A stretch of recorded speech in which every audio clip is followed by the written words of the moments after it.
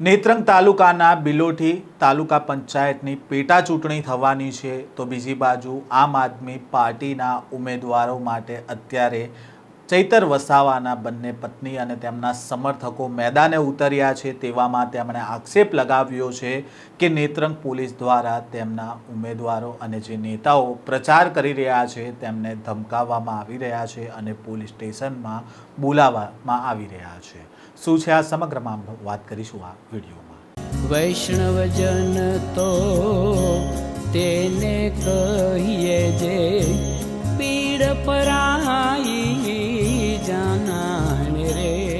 નમસ્કાર, નવજીવન ન્યૂઝમાં આપનું સ્વાગત છે। હું છું જયંત દાફડા।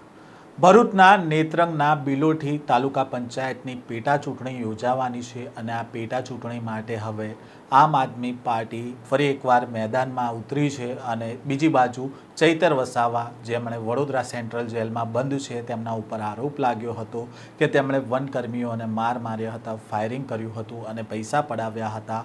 આ કેસમાં કોર્ટે સજા ફટકારતા ચૈતર વસાવાને 7 વર્ષની સજા થઈ છે। તેવામાં હવે તેમના બંને પત્નીઓએ મોરચો સંભાળ્યો છે અને આમ આદમી પાર્ટીના ઉમેદવારને જીતાડવા માટે તેઓ મેદાને ઉતર્યા છે। તો બીજી બાજુ તેમના પત્ની દ્વારા આરોપ લગાવવામાં આવ્યો છે કે નેત્રંગ પોલીસ દ્વારા તેમના નેતાઓ જે પ્રચાર કરી રહ્યા છે તેને ધમકાવવામાં આવી રહ્યા છે અને તેમને પોલીસ સ્ટેશને પણ બોલાવવામાં આવી રહ્યા છે।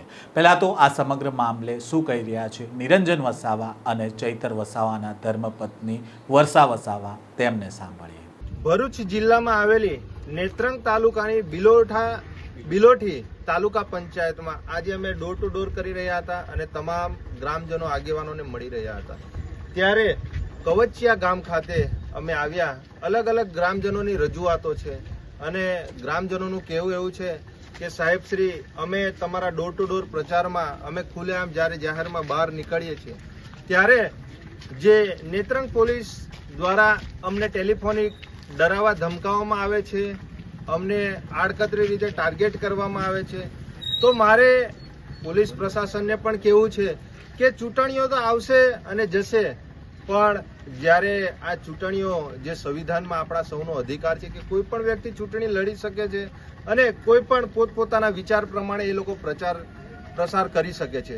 ત્યારે જે પણ કોઈ પોલીસ કર્મચારી અહીંયા જે સુભાષભાઈ જે જમાદાર છે આ બિલોઠી તાલુકા પંચાયતમાં આવેલા કવચિયા ગામના, આ સુભાષભાઈ દ્વારા વ્યક્તિગત રીતે જે આગેવાનો છે એ આગેવાનોને ટાર્ગેટ કરી એમને ડરાવવા ધમકાવવાનો પ્રયત્ન કરે છે।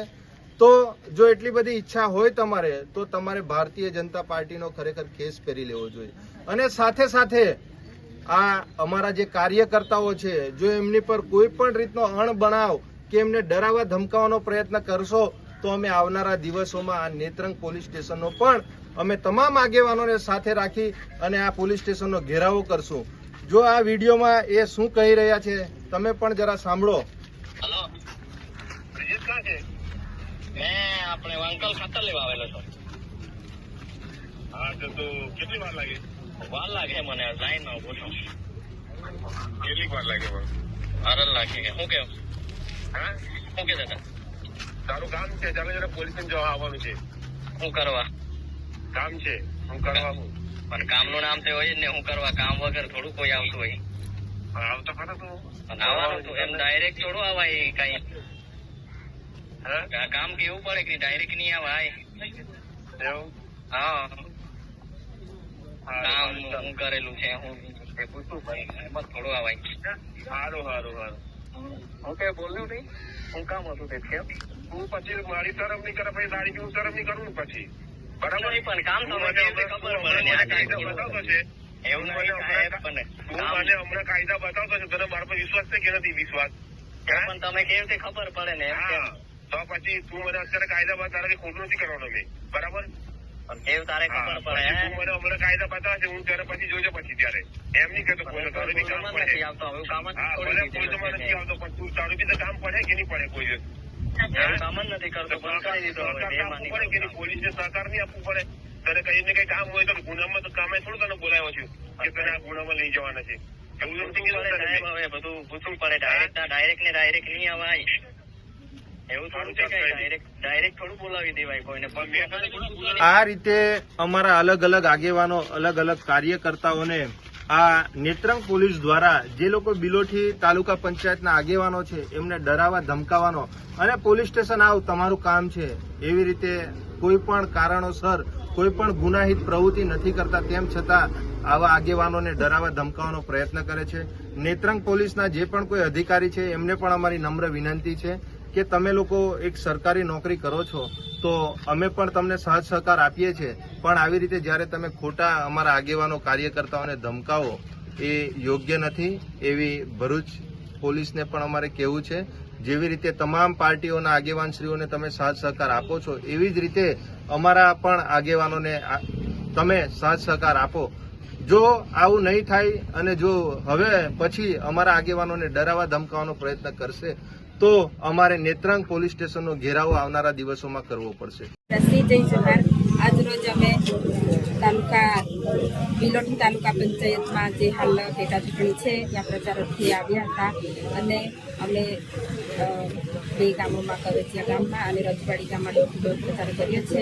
અમારા કાર્યકર્તાઓ 4-5 દિવસથી ઘણી મહેનત કરે છે. એમને નેત્રંગ પોલીસ સ્ટેશનથી સુભાષ જમાદાર છે એમનો ફોન આવે છે અમારા કાર્યકરો પર અને એમને ફોન કરીને પોલીસ સ્ટેશને બોલાવવામાં આવે છે. એટલે આ કાર્યકરોનો ઉત્સાહ જે છે એને નબળો કરવા માટે આ એક પોલીસ ષડયંત્ર ઊભું કરે છે. ભાજપ સરકારના દબાણથી આ પોલીસ અમારા કાર્યકરોને પોલીસ સ્ટેશને બોલાવે છે કે તમારું કામ છે એવી રીતે આવો, અને જે મહેનત કરે છે એ મહેનત ના કરે એના માટે પોલીસ સ્ટેશને બોલાવે છે કે તમે પોલીસ સ્ટેશને આવો. અમારી પાસે રેકોર્ડિંગ પણ છે. જો તમે અમારા કાર્યકરોને ધમકાવશો કે પોલીસ સ્ટેશને બોલાવીને કંઈ બીજી કાર્યવાહી કરશો તો અમે પણ અમારી જનતા સાથે તૈયાર છે. તમારા પોલીસ સ્ટેશને પણ અમે એનો જવાબ લેવા માટે આવીશું કે કેમ તમે અમારા કાર્યકરોને હેરાન કરો છો, એનો જવાબ પણ અમે લેવા આવીશું. એટલે અમારા કાર્યકરોને હેરાન કરવાનું બંધ કરો, કેમ કે ચૂંટણી છે, બધાનો હક છે ચૂંટણી લડવાનો. દરેક પક્ષ ચૂંટણી લડી શકે છે. ભાજપ એટલું ચૂંટણી નથી લડી શકતું. એટલે તમે એકતરફી કામ કરવાનું બંધ કરો અને જનતા કામ કરે છે એને તમે કામ કરવા દો, અને જે કાર્યકરો દોડે છે એમનું મનોબળ તોડવાનો પ્રયત્ન કરશો નહીં. આભાર.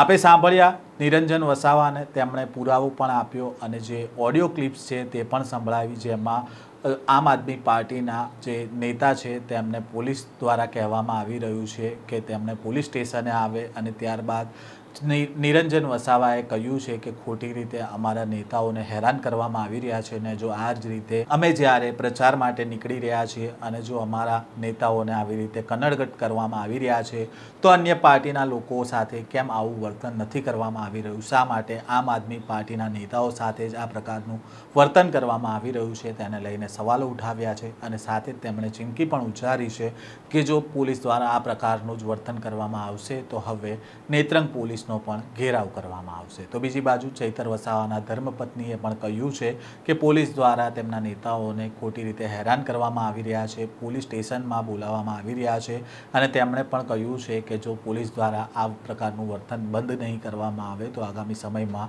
લડત ચલાવવામાં આવશે. આમ ચૈતર વસાવા અત્યારે જેલમાં બંધ છે, તો બીજી બાજુ જે પેટા ચૂંટણી થવાની છે તેના ઉમેદવારને જીતાડવા માટે અત્યારે ચૈતર વસાવાના બંને ધર્મપત્નીઓ છે તે પણ મેદાને છે, અને તેમના સમર્થકો પણ હવે પોલીસ દ્વારા જે કાર્યવાહી કરવામાં આવી રહી છે તેની સામે લડત ચલાવવા માટે તેમણે આહવાન પણ કર્યું છે. આ પ્રકારના સમાચાર સાથે ફરી મળીશું. નવજીવન ન્યૂઝ સાથે જોડાયેલા રહેજો.